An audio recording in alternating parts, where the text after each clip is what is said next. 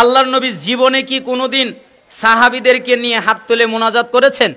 আচ্ছা, আপনারা এরকম একটা সহিহ হাদিস বের করেন। আমার জানা আছে সহিহ হাদিস নাই। আমি তো একেবারে সহিহ হাদিস দেখাতে পারবো ইনশাআল্লাহ তাআলা। কিয়ামত পর্যন্ত চ্যালেঞ্জ থাকলো তুমি দেখাতে পারবে না ইনশাআল্লাহ।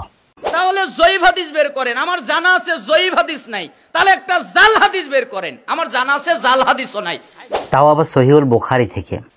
আসসালামু আলাইকুম রাহমাতুল্লাহ, বিসমিল্লাহ, আলহামদুলিল্লাহ, ওয়াসসালাতু ওয়াসসালামু আলা রাসূলিল্লাহ। সম্মানিত ভিউয়ার, আপনারা দেখলেন যে বাশার বিন হায়াত আলী ভাইয়ের একটা ভিডিওকে কাটপিস করেছে। এই ভিডিওটাতে সত্যকে মিথ্যা বানানো হয়েছে, মিথ্যাকে সত্য বানানো হয়েছে। এই ভিডিওটাতে বাশার বিন হায়াত আলী ভাই বলেছিল সম্মিলিত মোনাজাতের ব্যাপারে, ওই সম্মিলিত মোনাজাতের ব্যাপারে যে সম্মিলিত মোনাজাত ফরজ সালাতের পরে করা হয়, ফরজ সালাতের পরে সম্মিলিত মোনাজাতের কথা বলছে, যে এইরকম একটা জাল জয়ীফ সহিহ হাদিস কিয়ামত পর্যন্ত কেউ দেখাতে পারবে না।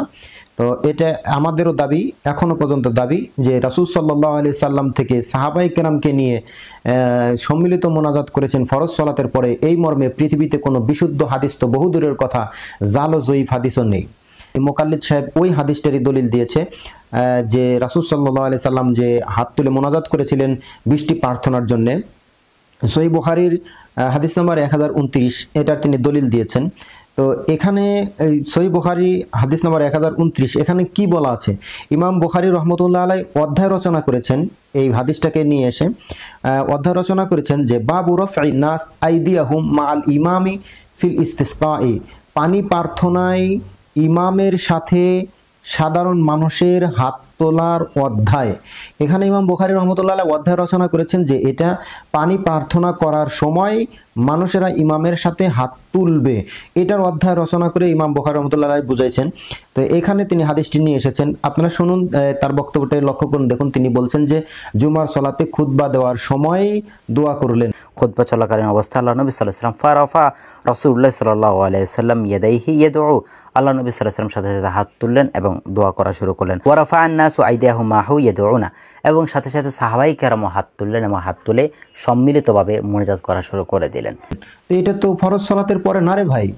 প্রথমত আপনি এই বক্তব্যটাকে কাট করে অপবাদ রচনা করেছেন যে বাশার বিন হায়াত আলী এরকম বলছে যে সম্মিলিত মোনাজাতের কোনো হাদিসই নাই, কিন্তু বস্তুতপক্ষে বাশার বিন হায়াত আলী ভাই এটা বলেন নাই। তিনি এখানে যেটা বলেছেন যে ফরজ সালাতের পরে সম্মিলিত মোনাজাতের সাহাবায়ে কেরাম এবং রাসূল সাল্লাল্লাহু আলাইহি ওয়াসাল্লাম থেকে কোনো প্রমাণ পাওয়া যায় না, তিনি এইটা বলেছেন ফরজ সালাতের পরে। তো আমি চ্যালেঞ্জ করে বলতে চাই যে আপনি যে বক্তব্যটা পেশ করেছেন এই বক্তব্যটার আগের অংশ পেশ করবেন। কিয়ামত পর্যন্ত চ্যালেঞ্জ থাকলো আপনি এটার আগের অংশ পেশ করবেন না। বিষ খেতে রাজি হবেন তবু আপনি আগের অংশ পেশ করবেন না। কেন? যে আগের অংশেতে এই বক্তব্যটা ক্লিয়ার করা আছে, আপনি আগেরটুকু কেটে ফেলে দিয়ে পরের অংশটুকু এনে বাশার বিন হায়াত আলী ভাইকে বিতর্কিত করার চেষ্টা করছেন নতুন করে। এখানে আপনি যে হাদিসটা উল্লেখ করেছেন এই হাদিসটা আপনি ভালো করে লক্ষ্য করুন। আপনি নিজেই এখানে বলেছেন যে রাসূল সাল্লাল্লাহু আলাইহি ওয়াসাল্লামকে জুমার খুতবা চলাকালীন সময়ে এসে একজন সাহাবী এসে বলল যে আপনি বৃষ্টির জন্য আমাদের জন্য দোয়া করুন। তো রাসূল সাল্লাল্লাহু আলাইহি ওয়াসাল্লাম খুতবা চলাকালীন সময়ে দোয়া করেছিলেন, এটা ফরজ সালাতের পরে নয়। আপনি মাঝখানে একটা কথা বলেছিলেন করাটা বেদাতের পর্যায়ে হবে এবং সেই সময় করতেই হবে, না করলে সমস্যা হবে, না করলে গুনাহ হবে, না করলে নামাজ হবে না, ওটাও না এটা হবে না, এই ধরনের চিন্তা চেতনা যদি কেউ করে তাহলে সেটা অবশ্যই গুনাহ এবং সেটা অবশ্যই বেদাত হবে। যে না করলে গুনাহ হবে এরকম যদি কোনো বিষয় থাকে তাহলে তা হবে বেদাত। তো এরকম কি বেদাতের সংজ্ঞা কি এটা যে না করলে গুনাহ হবে এরকম মনে করলে হবে বেদাত? যেমন ফরজ সালাতের পরে কেউ যদি মোনাজাত না করে, না করলে গুনাহ হবে, তাহলেও তখন এটা বেদাত হবে, এরকম কি বেদাতের সংজ্ঞা? আপনি বেদাত সম্পর্কে কিঞ্চিত পরিমাণও জ্ঞান রাখেন না। না করলে গুনাহ হবে এইরকম যদি বেদাত হয় তাহলে 40 খাওয়া এটা না করলে গুনাহ হবে এরকম কেউ মনে করে না, এরকম কেউ মনে করে না, তার মানে এটা কি বেদাত নয়?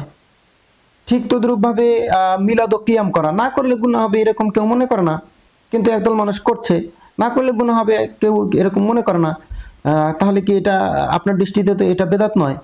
তারপরে শবে বরাতের হালুয়া রুটি খাওয়া, শবে বরাতের হালুয়া রুটি না খেলে গুনাহ হবে এরকম তো কেউ মনে করে না, তা আপনার দৃষ্টিতে এটা কোনো বেদাত নয়। সম্মানিত ভিউয়ার্স, আমরা দেখছিলাম যে বাশার বিন হায়াত আলী ভাইকে নিয়ে একটা অপপ্রচার চালানো হয়েছে, যে অতঃপর তিনি যে দলিলটা দিয়েছেন, ভাবখানায় এমন যে তিনি যেই দলিলটা দিয়েছেন এই দলিলটা যেন বাশার বিন হায়াত আলী ভাই কখনো বলেইনি বা এই ব্যাপারে যেন তিনি জানেনই না। চলুন আমরা বাশার বিন হায়াত আলী ভাই বহুত পুরানো একটা বক্তব্য শুনে আসি। এই কথাটা যেখানে এই কথাটা আলোচনা করা হয়েছে যে রাসূল সাল্লাল্লাহু আলাইহি ওয়াসাল্লাম পানি প্রার্থনার সময় হাত তুলে মোনাজাত করতেন, যেটা ইমাম বুখারী রাহমাতুল্লাহ আলাইহি অধ্যায় রচনা করে বুঝিয়ে দিয়েছেন, যেটা এই মুকাল্লিদ সাহেব দলিলে এনেছেন। চলুন আমরা ওই পুরান বক্তব্যটা দেখে আসি।